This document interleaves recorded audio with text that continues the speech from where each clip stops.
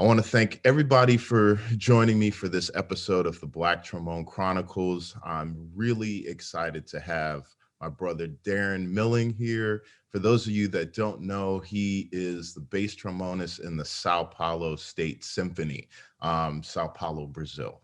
That is one of the most amazing places I've been. And I'm excited to talk to him about and hear his experiences. Darrin, thank you so much for coming on. How you doing today, my brother? I'm doing great. Thank you very much for inviting me. And I have to tell you, I'm a big fan of yours for some time. In truth, watching the Chop Shop, watching your efforts online virtually, as well as, your performing trajectory. And anyway, I'm so happy that this Black Excellent Trombone choir experience that you and I both had, gave us a chance to come together. So thank you. Yes. It's great to have yet another contact with somebody, another brother from this wonderful project. Yes, absolutely. And Darrin's talking about the way this whole thing kind of came together and the way that we met. For those of you that might not know, there was a group called the Black Excellence Trombone Choir that Weston Sprott put together, and it brought together African American descent trombone players from all over the world. And Darrin was joining us from Sao Paulo, Brazil. And seeing everybody on the screen, it really just kind of is what made me want to do this series. Because one, I had never seen anything like that. And two, what an opportunity to connect with people from all over the world like yourself. So this is important, and I'm looking forward to hearing about your experiences and how you got to where you were today. So could you tell me a little bit about where you grew up and how you started playing the trombone? So I'm from Baltimore, Maryland, originally. That's where I was born. I was born at John Hopkins Hospital, in fact, in 1968, just Wow. as segregation was ending. And, Wow. and so I was born in the black wing of the hospital of John Hopkins. Wow. And I was probably the last generation of black children, born in a segregated wing of that hospital. Grew Wow. up in Cherry Hill for most of my childhood. I think before we got to Cherry Hill, for those of you that know, this is not Cherry Hill, New Jersey, which is absolutely the opposite of where I grew up. So, um, so Cherry Hill in Baltimore has had the unfortunate distinction of being, amongst the top three most violent neighborhoods, in the U.S. at some point, Mm. and it's had its struggles, but in fact has been a wonderful, community surging forward, and through various enterprises, Catholic charities, and a lot of good, hardworking people there. But it was rough, Mm. and so I got introduced to the Peabody Preparatory of Music of the Peabody Conservatory at a young age because of my mom. My mother was an avid jazz listener. Her name was Darlene Faith Jennings, and unfortunately, she's no longer with us. But she really was the I would say the inspiration for why I got into music in general and why I developed appreciation for the arts. Taking me to the famous Left Bank Jazz Society in Baltimore, where I got to see um, Yusef Lateef, Sun Ra, Kai Winding, Slot Hampton, Curtis Fuller. Uh, so Wow. just some of these guys that, Yeah. A few decent players. players, Good. so, and well, and I was fortunate enough to, start my, studies at an early age, and I actually when you invited me to this series, one of the first things that shot into my memory was, the fact that I did actually play in the Baltimore big band from age 11 until 13. This was while I was doing classical studies, and my teacher, one of my teachers, his name is Charles Fun, and he is a trombonist, a jazz trombonist, and educator in Baltimore. He teaches at the Dunbar School. He may already be either retiring or have retired and continuing to teach, but a very influential person to young inner city kids, I would say, for generations. I got to know him at a very early age, and I confess that,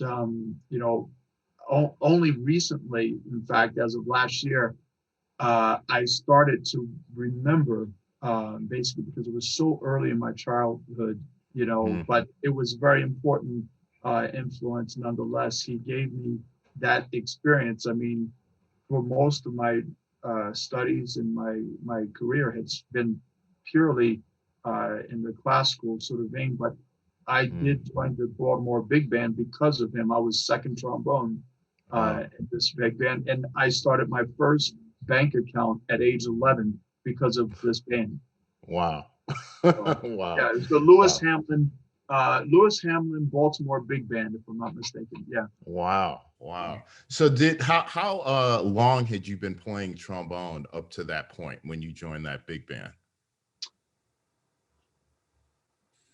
I had been playing for about 2 years, actually. Okay. I got into the Peabody Preparatory 1 year after I started playing. So I was 9 years old when I started playing. Got into the Peabody Preparatory at age 10, and then at age 11, it was like all of a sudden I got into that big band and the Peabody Prep Sinfonietta orchestra. This was the orchestra. That was the first time I actually played in a symphony orchestra. Wow. What an amazing thing because at that age most of us are like in band, and you're just learning. I did that too. Yeah. Like when I started playing when I was 10, I was like at Hot Cross Bunslow. I don't even know what the big band was at that point for sure. But it's funny, at around that same age, it was when I was going to what's middle school. So I was around like 10 years old. And the middle school band came to my elementary school. And it was like 3 electives that you could pick. You could either do music, you could do theater, or you could do visual arts. And they had the band play. So they had it was a big band and they played for the elementary school kids. And I was like, well, I don't want to do dance. I don't want to do theater. Okay, I'll do music. But I'm not realizing it until now, like how these things set the foundation for us, So your mom taking you to see people like Yusef Lateef, Curtis Fuller, Slide Hand, like that sets once you see that, it's kind of hard to go back to, other things. I wanted to ask, were there any other of your peers that were into music at around that age, or were you like the only one?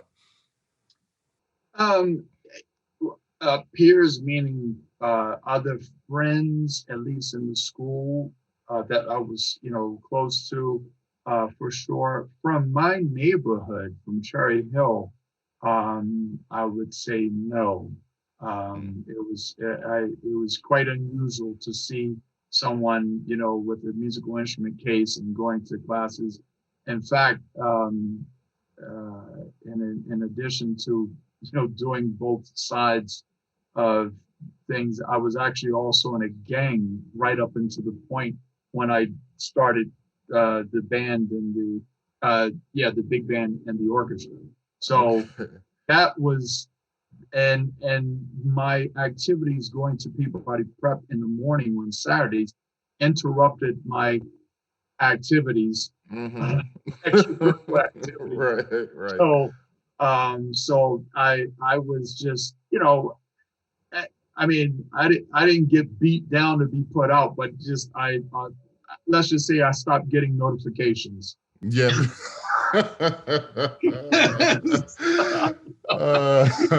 Well said.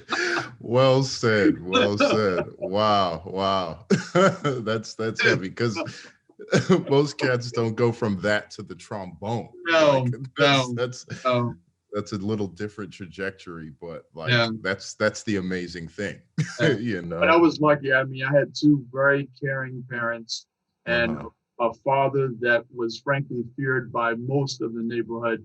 And I was surrounded by some very good people. I mean, I, it took me a while afterwards to realize that I was actually in a gang Mm. because it was normal. Well, Yeah, it yeah, was yep, normal. yep, So yep. afterwards, I was like, oh yeah, that's pretty much called a gang, Yeah, right, right. Wow, wow. So as you started to take this experience and become more serious about music, when you started to go into like high school and things like this, were you still in like accelerated music courses and still kind of taking specialized classes in music?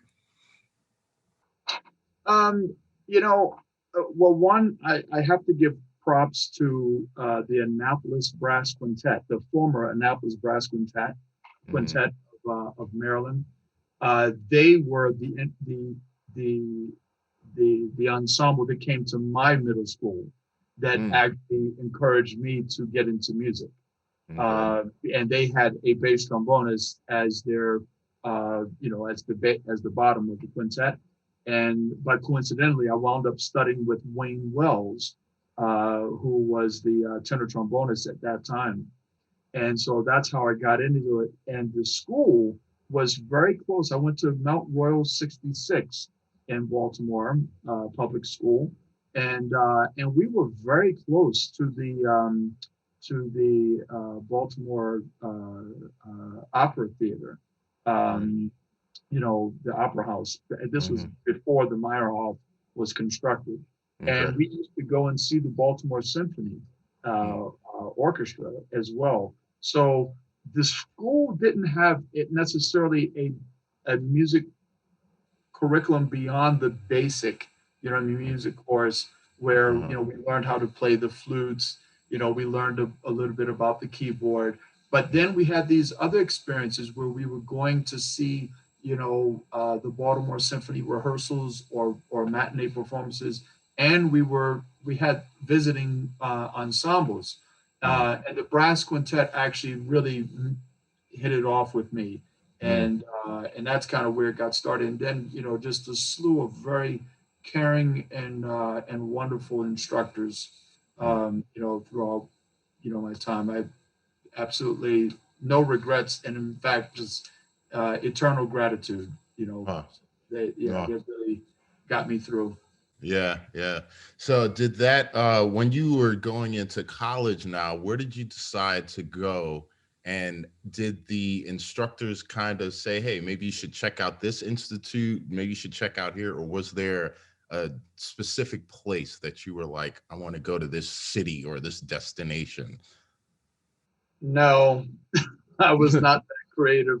Um, I think I was just trying to survive. I mean, I was just trying to learn how to play well, and I just, I I often tell my students that I think I'm probably the most untalented person I know because I had to work, kick, and scratch for everything that I got, and Yeah.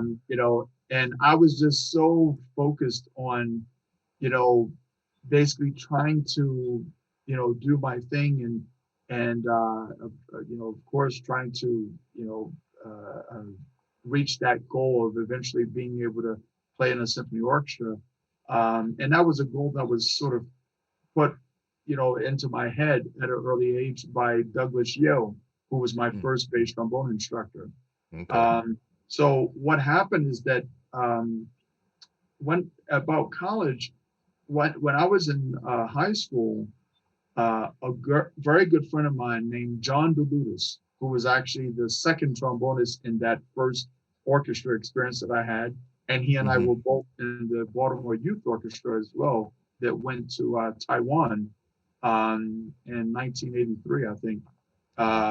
And you know, he he he was like the type of person. Unfortunately, Mr. John DeLutis Jr. is no longer with us. He passed away. Yeah. But he was a very dear friend and older Italian brother of mine. And you know, we studied together, and we were at Peabody Prep all during Saturdays, and then on Sundays sometimes his family would have me over. We would practice, do things. Well, John was about a few years senior of mine. He was like at least 2 or 3 years older. And I remember he was the type of person that got into everything. Any and everything he auditioned for, he got in, except for his first audition at the Curtis Institute of Music.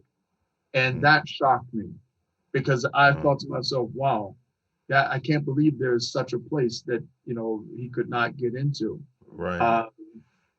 For those who don't know, John DeLutis actually was the former second trombone of the San Francisco Symphony before he passed away at a very early age, unfortunately. So, but you know, John was a very influential, you know, friend, big brother of mine, you know, a few years my senior, and he's the person that opened up to me basically what the Curtis Institute of Music was. I had never heard of it before then. I always assumed that I would most likely go to Peabody Conservatory. And of course I did audition for Peabody Conservatory and got in. But I did audition for the Curtis Institute of Music, which was before the time that they had, you know, their own housing facilities and restaurants and other wonderful things, you know. And so I went to Philadelphia and I auditioned for Curtis. I was the first candidate of 16, and I thought, okay, well, this is not going to happen. And so I just basically finished my audition, packed my things, and got back on the Amtrak back down to Baltimore. And I was elated, you know, when I got in. John DeLutis did get in eventually, basically yet before I got in. He went to New England Conservatory, and then he went to Curtis, and then I went to Curtis and joined him there. So that was, you know, so I would say that seeing him, you know, basically achieve that, you know, goal, and it just sort of brought home the fact that I needed to practice a lot, actually. And that was why I left the jazz band, by the way. I was studying with Douglas Yo, and then Douglas Yo went to Boston, and I started studying with Randy Kampor. And basically Randy was the one that really prepared me to audition for the Curtis Institute of Music. So, but so that was, you know, it was kind of, you know, that was, you know, what opened my eyes, was seeing a very dear friend of mine, you know, having difficulty getting into this place, but then, you know, getting in. And so that became my objective. So. Wow, that's heavy. That's heavy. When you got into Curtis now, were there many other African American students, trombonists or otherwise? No. So when I got into the Curtis Institute of Music, first of all, I would say that, you know, on the day that I auditioned, I only saw one other Black person in the entire building, and that was the janitor. And his name, you know, so, and you know, he was a very, you know, kind and sweet man. And, you know, but it was sort of like, I had this feeling that he had been there, like probably, you know, after the Union beat the secession, you know, he had been there that long, you know, and Tom was his name, you know, and so, so, you know, that struck me as odd, because, you know, here I am in this building and I'm like, oh God, okay. you know, I don't see one other Black person there. When I got into the school and I got in, I did meet in my first year, there was a Black horn player there named Derek. And but I remember that I didn't see him at first because he wasn't scheduled. He was already like many years my senior. And then there was a clarinet player there named Carl Jackson, who I didn't even know was at the school until the conductor, Otto Werner Mueller, dismissed a first clarinet player from a concert, and he called this clarinetist, and I discovered after like years being there that there was yet another Black person at the school. Wow. Andre Raphael Smith, a wonderful conductor who conducts in West Virginia and has been a guest conductor for New York Phil. He was the other Black, but he arrived also late in my time there at the school. And but yeah, I mean, in the brass section, though, I mean, after Derek left, I was pretty much the only person until Rodney Marcellus arrived. Rodney Marcellus, or formerly Rodney Mack, by the way. Okay. So I don't know if you know, but so Rodney Marcellus, who is Wynton Marcellus's cousin, he got into the school also late, in my time there. So yeah, that was, I mean, that was about it. I mean, Wow, wow. It's interesting you talk about the janitor, because I did another interview, and I was talking about how when we walk into certain spaces, symphony halls and stuff like that, and you're one of the few Black people, like sometimes the only other Black person in the building is a janitor or a door person or something like that. And a lot of times you give that look of like, hey, what's up? Another Black person in the building. But we develop these relationships with people, who look like us. And sometimes it's the opposite, it's like, hey, how can I help you? And it's like, you can't help me. I'm supposed to be here, so just having that connection, is something that I think people don't really understand when we're in an environment that we're not normally in. We look for that connection just with anybody that we can find. And sometimes it's like, hey, I'm supposed to be here. I can play all of that.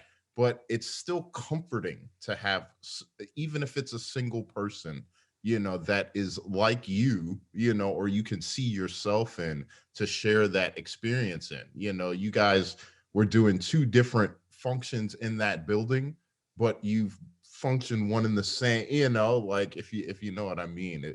yes, I That's do. that's an Yes, I interesting do.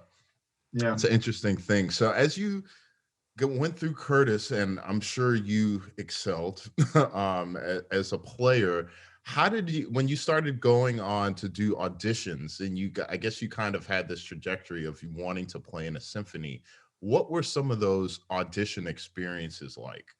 Were you once again the only African American in some of these sections? Like, what was that experience like?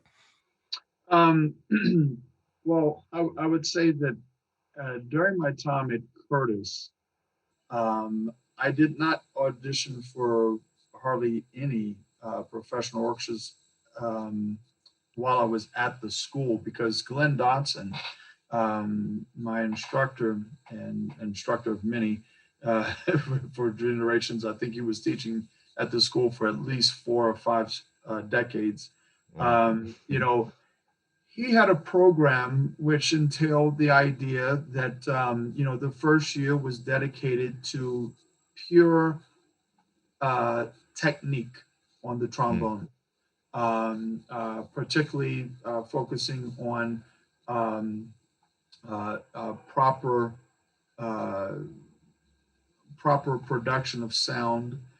Um, he was a big believer, and and having perfect slide and tongue coordination, as well as spending a lot of time to find the proper air to vibration ratio mhm, for the basically getting right into the center of every note. And and of course he took us through a series of well-known technical guides, from several basic American methods, as well as through French methods, which was actually his favorite, it seemed. And and then in the second year, it was more about trying to get that technique applied to musical, production, and there was yet another education as far as how to form, how to apply technique to forming a phrase, a musical phrase, and how to cultivate phrases within the most obscure musical contexts and method and technique books possible. And then, the third year, it was about basically repertoire, but like, solo repertoire for, chamber music as well. And then the fourth year was basically the year that, you had to prepare to do at least your recital performance. And then I think somewhere around the last semester, you got to play orchestral excerpts. So, at that time, the Curtis Institute of Music for Trombonists, at least, during my time there from 1986 through 90, was a very different place than perhaps what it is now. And I remember one of the things that Glenn Dotson said, after he had left, is that it bothered him that this mad rush by students to get that orchestral job, meant that their training and really perfecting all of the fundamental technical and musical forming techniques was interrupted. And so, so that was, it was very interesting. I mean, I would say, though, that my time there at Curtis was extremely, extremely helpful and useful. But I really only started to get into taking auditions probably after Curtis for professional orchestras, I would say. For the major festivals, I did. I mean, I was fortunate to go to National Repertory Orchestra, to Spoleto festivals, and I was actually an instructor for the Luzerne Music Center in Lake Luzerne, New York, for a number of years. And I performed a lot of chamber music there. But for orchestral auditions, I before getting to that point, I studied with Blair Bollinger for my master's at Esther Boyer College of Music at Temple University in Philadelphia. And I was very excited about that because, I had a great admiration and respect, for Blair, and I needed really that focus again back on bass trombone, technique in itself, because of course Glenn Dotson was a tenor trombone player, and not that I felt that anything was missing. By the contrary, it's just that I needed that complement, even though I had studied with two great bass trombonists as well, before him. So, Blair really got me on track to feel free on the bass trombone. I basically, technically, I felt, that I no longer had any limitations as far as the technical maneuvering on the bass trombone, and that was very nice. His advanced and techniques on valve usage was a big game changer for I think a lot of bass trombonists. And so I went to New World Symphony, and that really I would say is the secret. I went to New World Symphony. Joe Alessi and John Engelkus, bass trombonist of San Francisco Symphony, Joe Alessi, who you know, they were two of many wonderful coaches that came down that worked with everybody. Also, there was Mary Lou Churchill speaker, giving another props to someone who's no longer with us, former principal, second violin of the Boston Symphony, but she was a very influential instructor there, coach at New World Symphony. Um, and and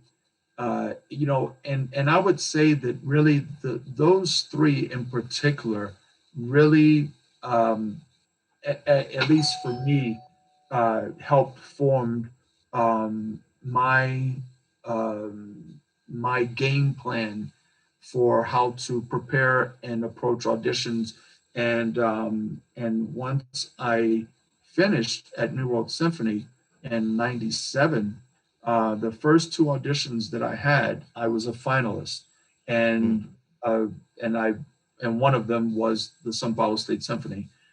So, Okay. and I what I'm sure. Wow. We were close. New World Symphony is located in Miami, Florida. Yes, Correct? Miami Beach. Miami Yeah. Beach. Yep. So we were so close. So I was at New World School of the Arts, and I Oh, graduated wonderful. in 1998. So Oh, we were like right there, and right, right. only now are we coming together. But that's funny because I was studying with do you know Dana Tebow? I don't know if Actually, you. I do know Dana Yeah, Tebow. Yes. yeah. Okay. Dana was Wonderful. my teacher at New World Uh-huh. School of the Arts. Yes. And he.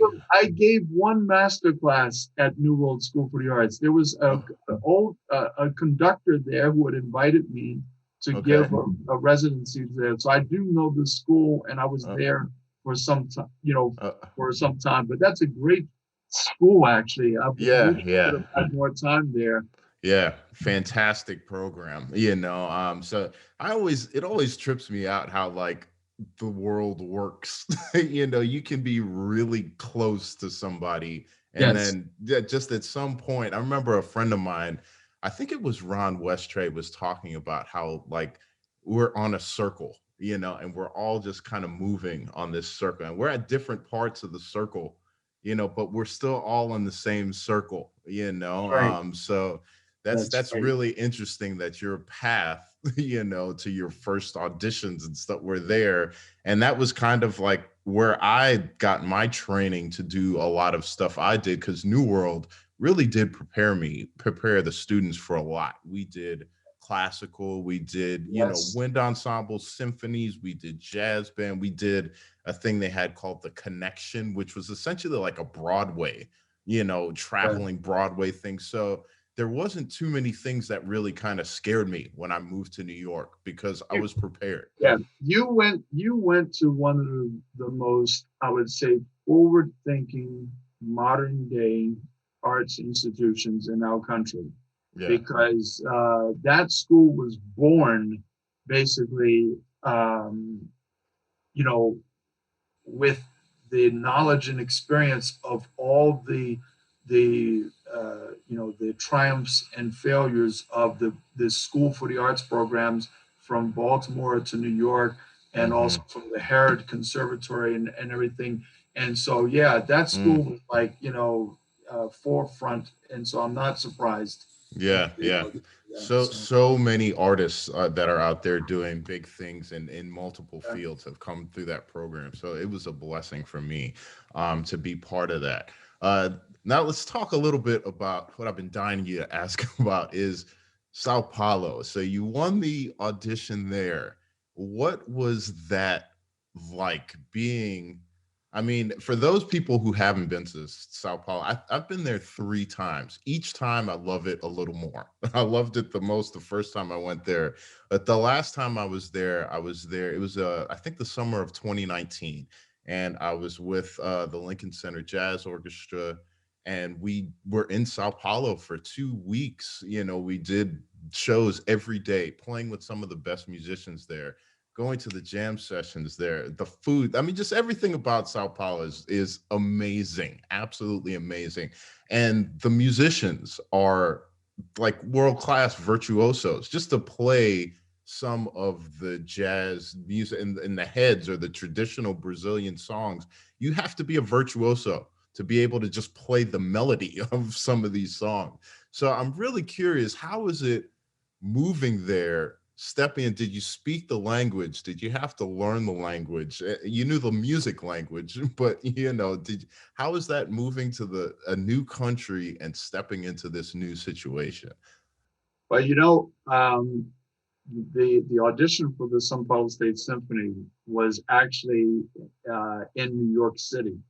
They had the international auditions for several key positions, as well as some tutti string positions there in 1997, and so the union, the New York Union, as well as a foundation which handles arts productions, was in charge of the logistical setup there, and the audition was advertised in the AFM, and what I remember is that year there were only 2 bass trombone openings in the entire world. There were no other bass trombone openings.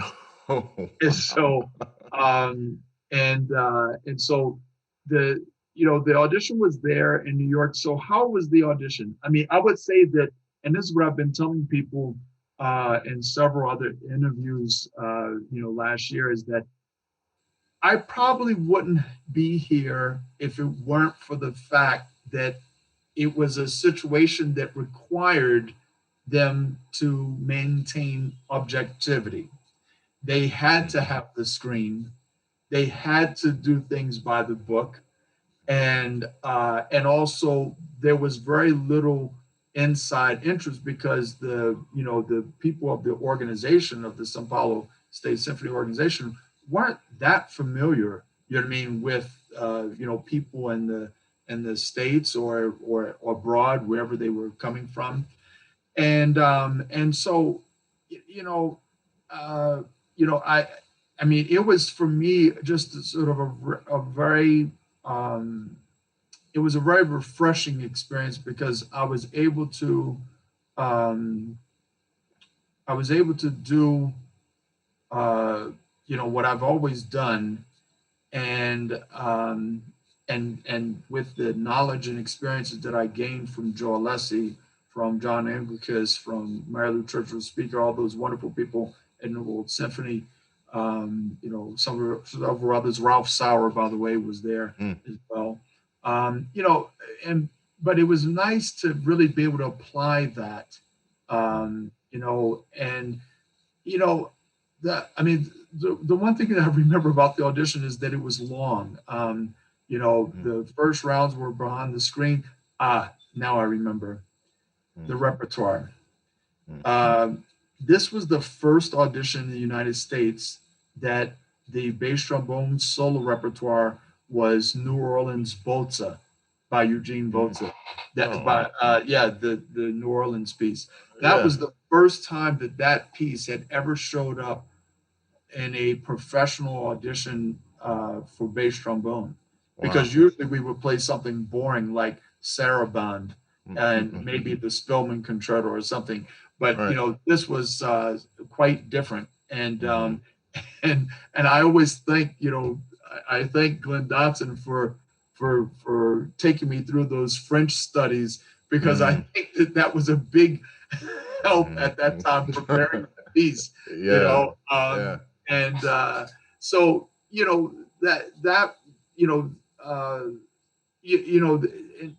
beyond the solo, I remember, and the other solo, I did do the Sarabande as well, by the way, and like the Hartley sonata.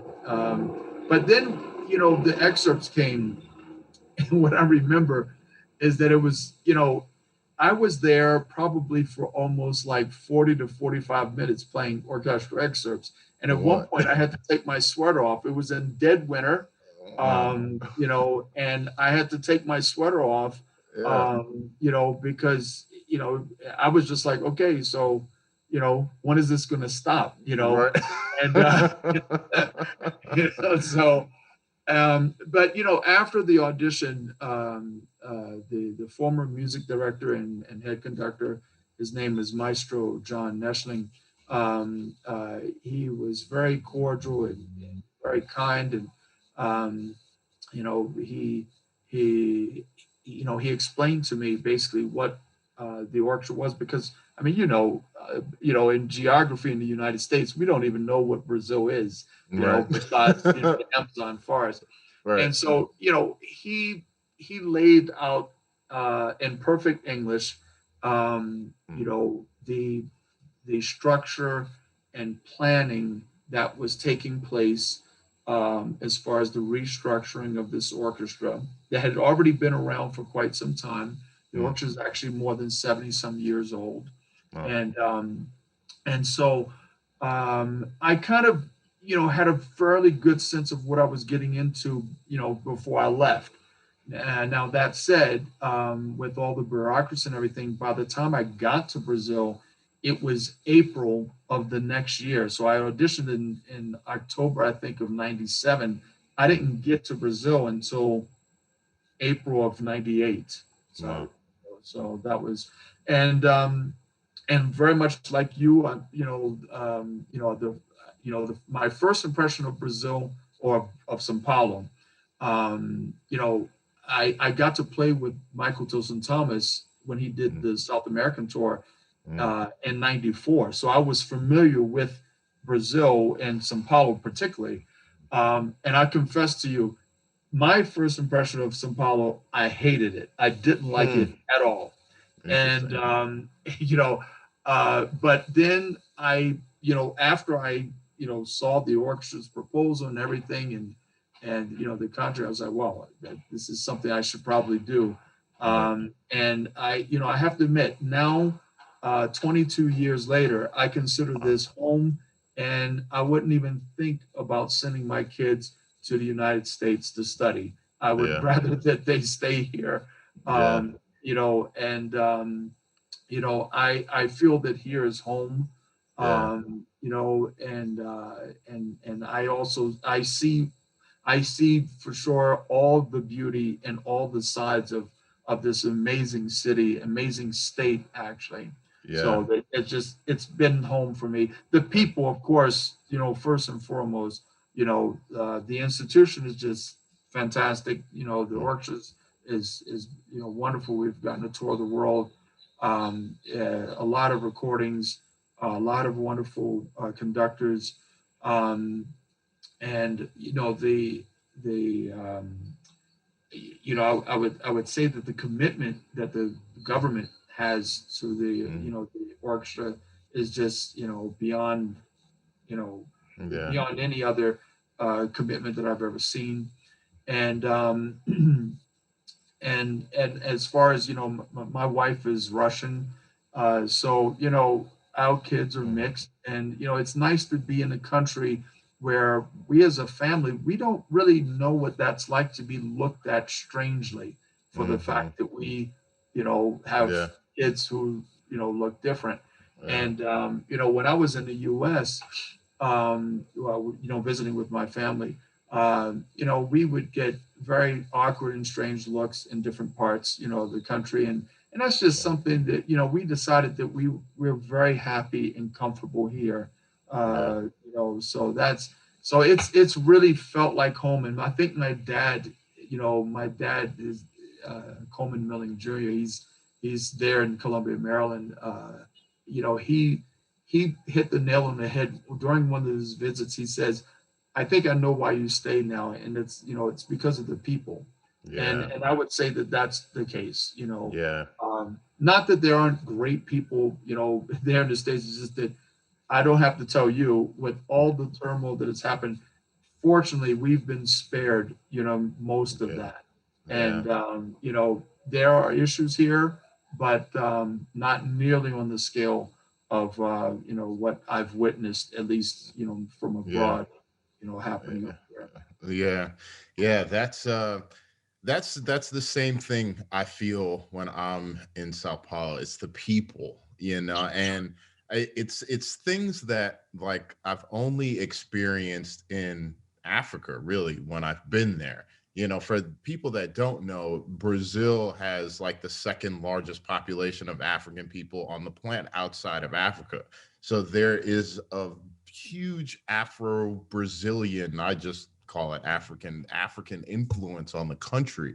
A lot of that is reflected in the people, so it's unique because that part of the culture is embraced to an extent, definitely more than in America, I would say.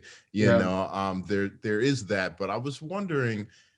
I know that there is like segregation kind of throughout the Brazilian culture with Afro-Brazilian people and lighter skinned Brazilian people. Do you see that in the music scene at all? So here you are stepping in as an American, but a lot of people wouldn't know that unless you spoke, because you look That's like right. anybody in that city.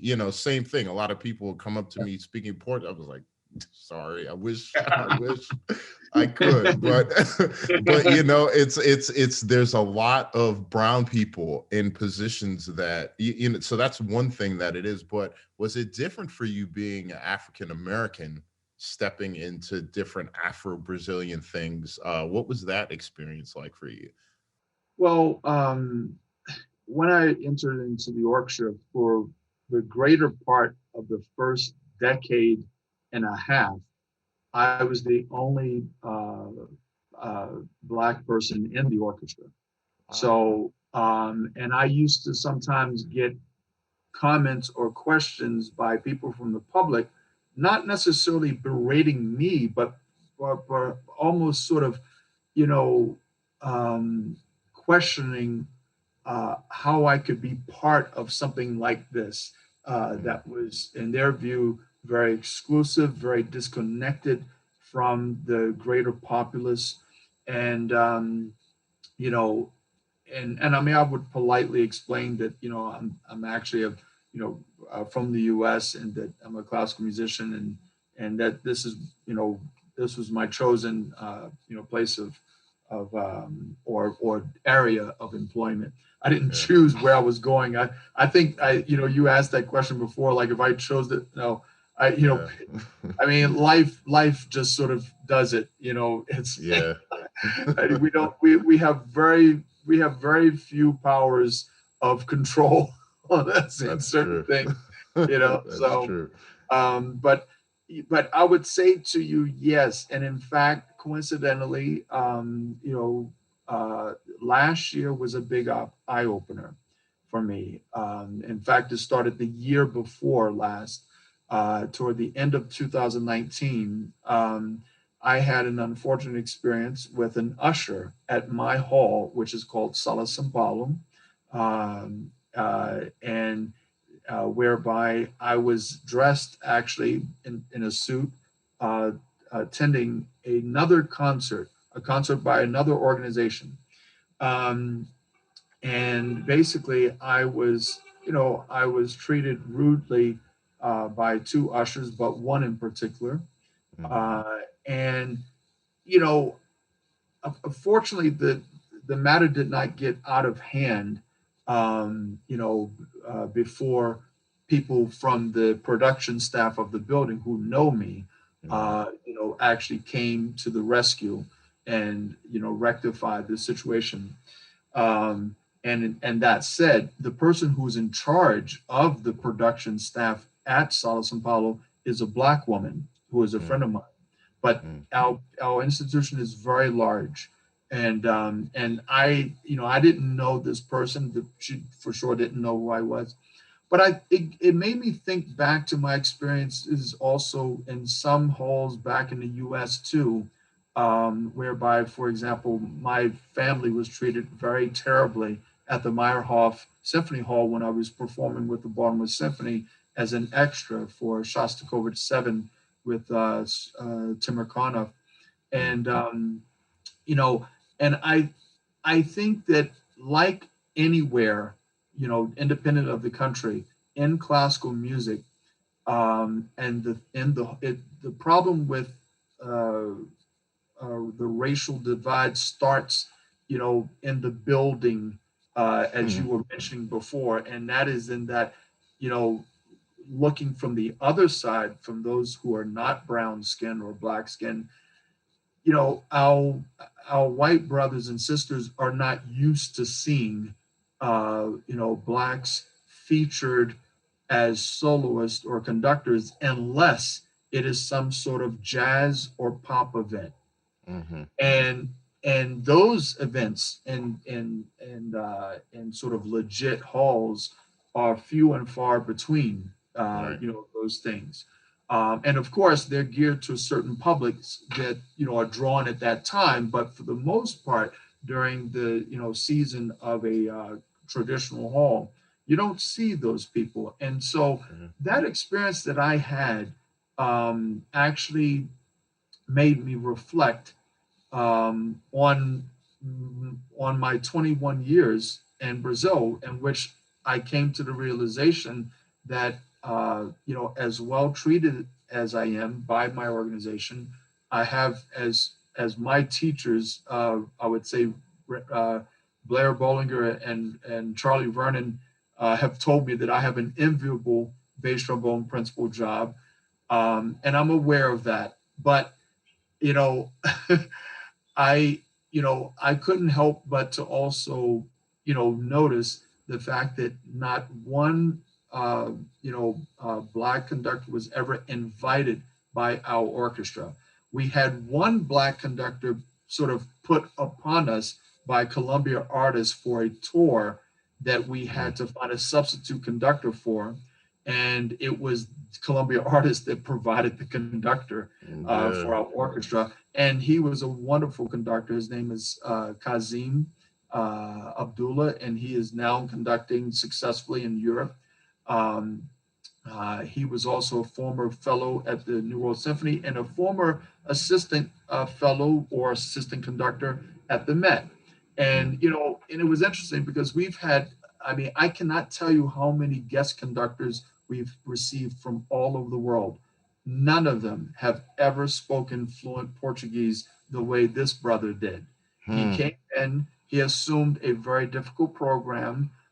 It was a program that actually required, you know, I mean, he didn't have any influence over changing the repertoire, and it was a sort of multi-program concert tour. So, in other words, there Hmm. were at least about 4 or 5 different, you know, concerts Yeah. and repertoire, which included very difficult pieces by Macmillan. We had Brahms, we had Tchaikovsky. There was so many other, you know, pieces there, and he did absolutely a wonderful job, a very, you know, at the least, someone could say a respectable job. But I frankly was proud to say that I think that he did a wonderful job because he was called last minute and he Hmm. had to assume all of this responsibility, and he did it, and he communicated with the orchestra in Portuguese in the very short time he was with us. We've had music directors who've been with the orchestra for years Right. from other countries who still cannot speak more than one phrase in Portuguese. So, you know, so, you know, and again, he was not invited, you know, by the orchestra. It was Columbia. But what was more damning for me was that after you know, after his engagement, he was never invited again. And even still to this date, Hmm. you know, our orchestra has never invited a black conductor to conduct. Um, Only a few weeks ago, if I'm not mistaken, toward the end of last year, for the first time, we had a piece composed, a classical music piece composed by a black composer. And, Wow. and that was the first time that that had occurred and in 65 years of registered history of our orchestra. Wow. So, you know, so, Wow. you know, you know, you know, and as far as solos are concerned, I mean, now we've had always, you know, black singers who show up to do the, you know, I would say the mixed um, uh, crossover type things Okay. jazz things. But a black singer singing a solo role for Mozart Requiem or the Ninth Symphony of Beethoven, or any of these other, like Shostakovich, singing parts in the Shostakovich's 11th or 12th Symphony. Never, never. We've never had um, uh, an international guest. And as far as international black soloists are concerned as well, instrumentalists, that is also, if I'm not mistaken, zero as far as the orchestra. Now, the thing is that this is not to berate our orchestra. This is, I speak with a certain authority here, in that I'm an actual former board member for this orchestra. I served on the board for 4 years, from 2008 until 2012. And the first thing I did upon realizing everything that I'm telling you, I wrote a letter to the president of the board, basically mentioning all of these things, and this honorable president of honor of our organization is none other than the former president of the republic. His name is Fernando Henrique Cardoso. He was the former president of Brazil. Wow. And he said, yes, it is certainly about time that we correct. He said it's actually past the time for us to correct this error. So it's just, and I would say that the story in my orchestra is probably not so different from many other orchestras out there. But it is time, and I wanted to again just tell you on a personal level how much it meant for me, because at the time when I was making this public about my observations on social media without any reticence, and I didn't have any grief or any problem from anyone in our organization, because frankly everything I was saying was the truth. So was fairly obvious. But that came on the heels of having tried to form something sort of like the Black Excellence Trombone Choir, but in the form of a low brass ensemble months prior to that, and it utterly failed because basically the other people in the group, there was basically no unity. There isn't that sense. I would say that the brown and black people in the classical music industry in Brazil do not have the type of unity that I've seen formed in the United States, in both the black classical and jazz communities, which I thought was so beautiful. And so, I'm so proud, just like Weston said, and I'm sure you too, I'm so proud to be a part of this, project, because it really brought home for me that, yes, okay, so, there is a community, and there are, those of us who acknowledge each other and support each other, help to lift one another up. And, and for me, I felt like, the sort of, I would say the last man standing out here, Brazil, because I didn't have that. And I only found that type of camaraderie as far as being a part of the community in the rap area, doing rap music, and also I have a friend, actually, I think he played with you guys. His name is Proveta. He's a saxophone player. I call him basically Brazil's version of Coltrane. This guy is unbelievable. And so for me, I would say that my brotherhood, so to speak, has extended mostly, here in Brazil, and the pop and, hip hop communities, and as well as the jazz, but in classical music, still, it's pretty rare. I mean, I'm still trying. I mean, I have, I'm going to try again with another group of players. Yeah. So, But but yeah, I think that it's really missing that sense of belonging, Yeah. here in the classical Black community of Brazil. Yeah.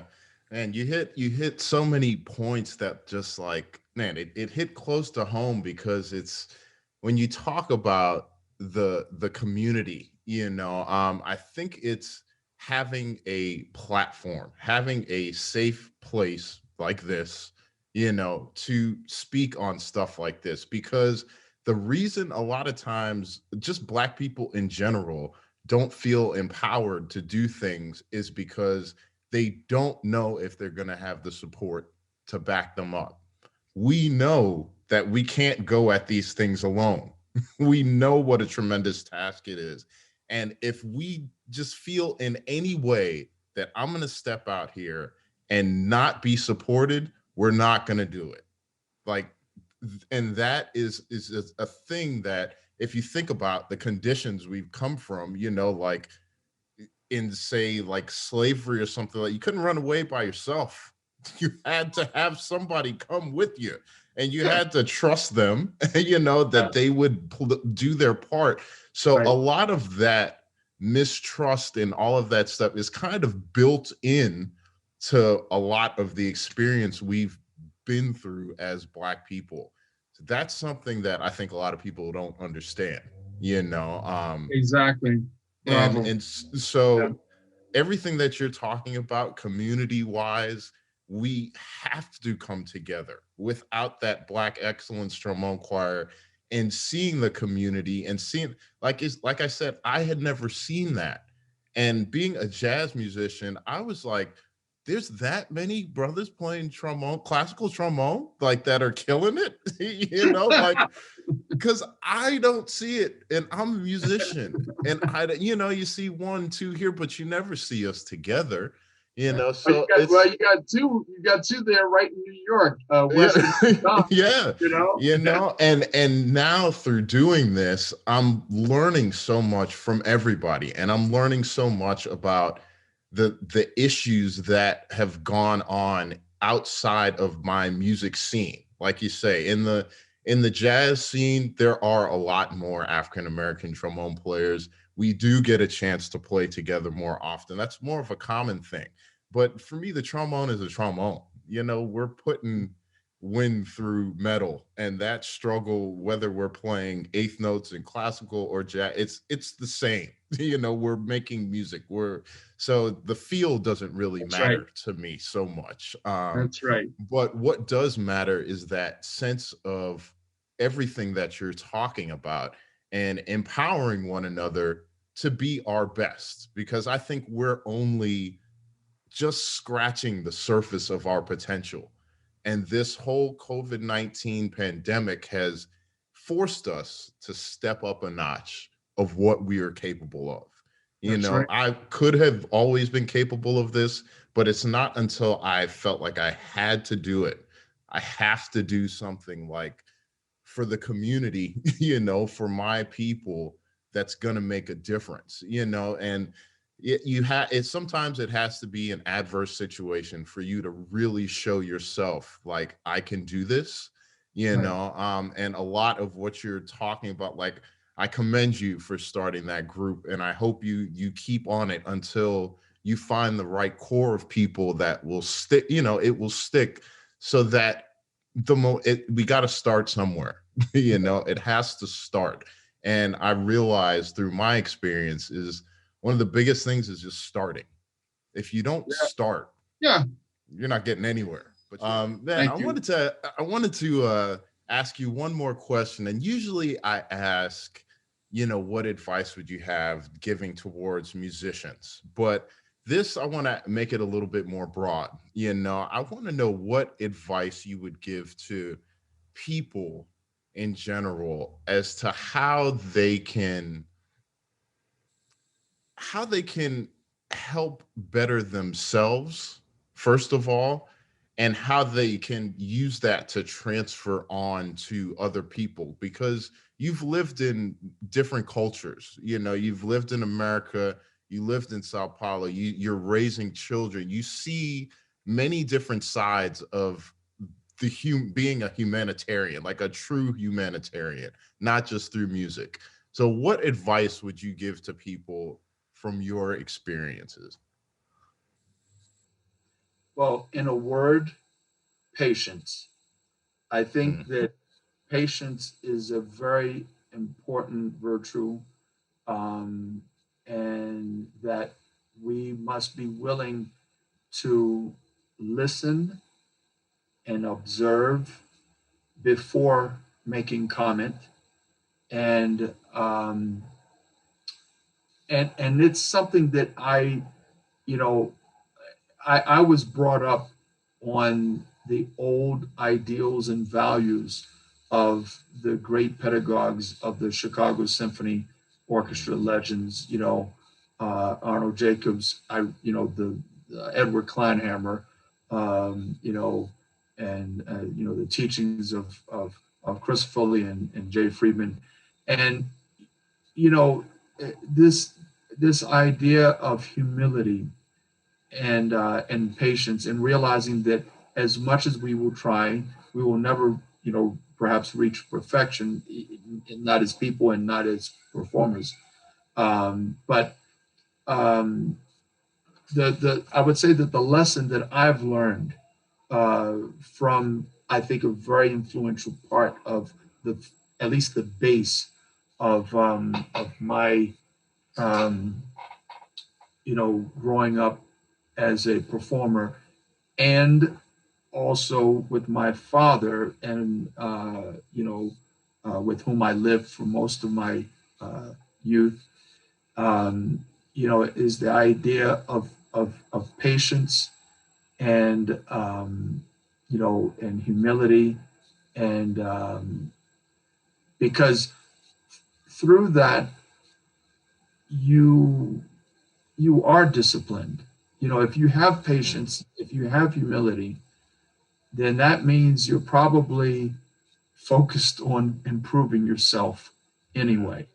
yeah, And and because you can only learn truly, through patience, and you can only truly reach a high level through humility, and that humility comes from a uh, inner perspective of where you are self-critical to the point, where you're not worried about somebody else's failures or somebody else who makes a mistake, whatever. You're worried about, what you do, you yeah, know. And so um, that, I would say is briefly, you said it was a more broader sort of, question, but I would say for me, that is actually one area that I would consider, or one part of this conversation that I would consider more simple for me.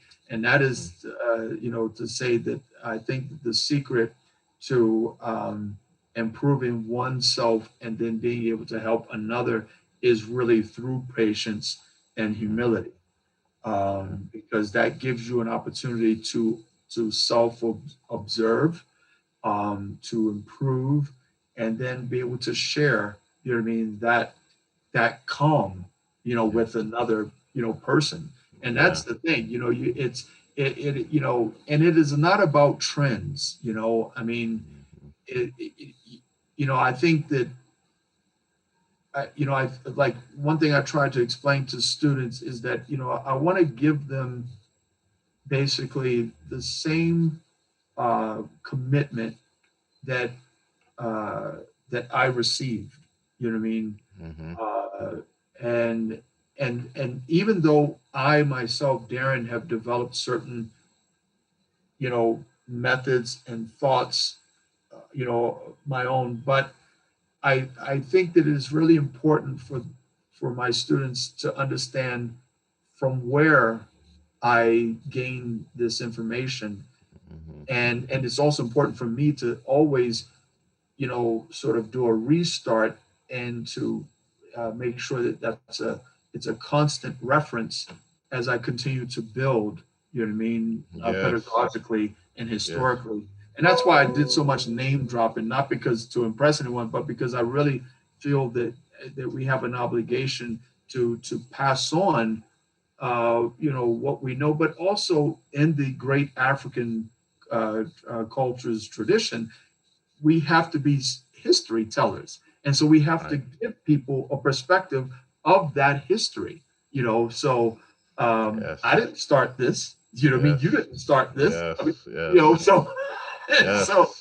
you know Yes. so so it's a little bit of a verbal history, and that is part also of our culture.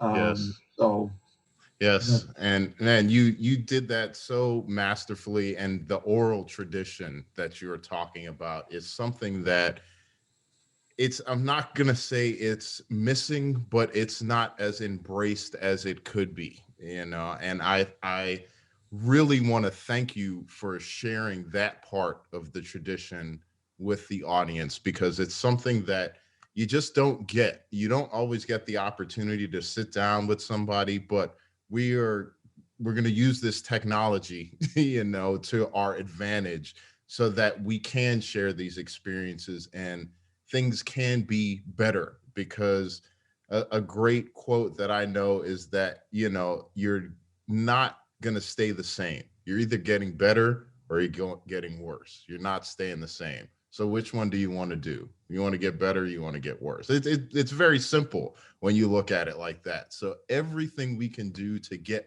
a little bit better, and to understand people a little bit more and their experiences just a little bit, is better than being worse. So, that's right. man, I absolutely cannot thank you enough for taking your time and coming on and speaking to the audience. Thank you so much, Darrin. You're welcome. I'm honored, and I have to tell you, I wish I'm sending you a big hug virtually from São Paulo, Brazil. So it's Received. nice to have you as a brother here, and along with the others. And to your audience, enjoy.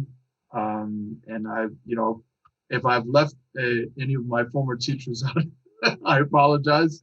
And so, they they so they know they're there. I love them all. If you permit me, I would just like to mention, James Jenkins, an amazing tuba legend, was Mhm. one of the people that I looked up to in my youth. James Tinsley, Mm. former trumpeter of the Montreal Symphony, also someone I really admired. Current colleagues, obviously Ken Tompkins, John Lofton at LA, um, you know, and John Romero and Weston laying it down, Yeah. in the classical realm. Yeah. So I'm just very grateful to be part of this community and to be part of this extended, result of that wonderful meeting, that we're having. And we're going to have more. So, but thank Yes. you so much, Dion, and congratulations on your amazing work and great playing as well. I love watching you, your enthusiasm and your drive, and you just have it. So I hope one day I'll get a chance to make an appearance there in New York so we can hang out personally. Yeah, likewise. And if not in New York, Sao Paulo, I'll be there on a, what is it, Wednesday? Which day is Feijoada Day? Is that Sunday It's and Wednesday. You got Wednesday it. or Sun? Yeah, you got it. I'll be there on Wednesday, baby. Yeah, That's thank I don't know thanks. why that is, by the way. I should It's probably, but by the way, I know that, but that's only because my wife and everyone else is normal. I'm vegetarian, but okay. I know that Feijoada Day is Wednesday, and I don't know why it's Wednesday. I need to find out. Well, it's just glad that there's a day. If you've Yeah. never had feijoada, it's some of the best food you'll ever have in your life. So I want to thank everybody for watching this episode of the Black Trombone Chronicles. If you want to learn more about Darrin, click the links in the description to this video. And if you haven't done so yet, make sure you subscribe to this YouTube channel. Thank you so much for watching, and I'll see you next time at the Chop Shop.